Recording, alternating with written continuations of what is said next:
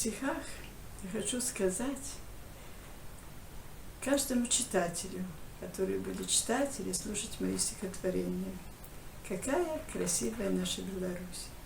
Сколько тут таких красивых мест, голубых озер, столько цветов, чтобы люди это понимали, ценили, уважали и берегли.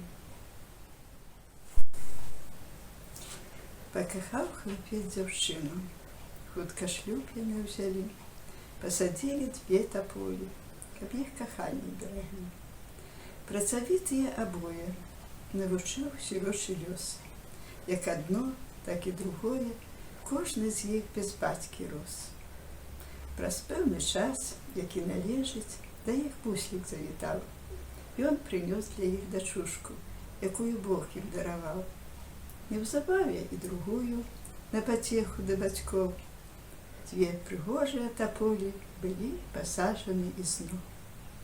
Пацякло жыццё ракою, дзіцячы смех, то плач чуваць, жыць то шчасцю доўга, вечна, але ж не так таму бываць.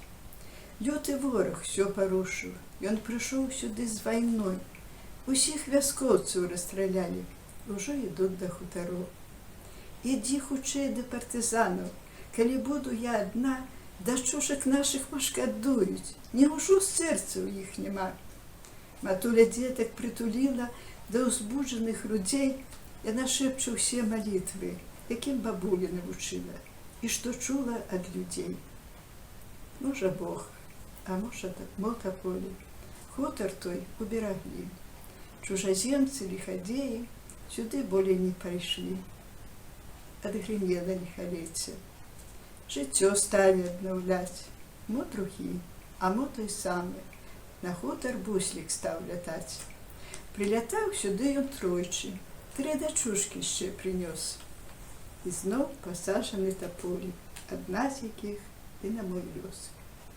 Такім было жыццё бацькоў, сціплых, працавітых, з добрым сэрцам і душой, мала знакамітых. Нема бацькоў, няма таполяў, дачкі таксама толькі дзве. І хоць не тут яны жывуць, а ўспамін пра 7 таполяў для нашчадкаў берагуць. Сюды штогод я прыязджаю на магілы да бацькоў і на брацкую магілу, дзе пахаваны 386 маіх бязвінных землякоў.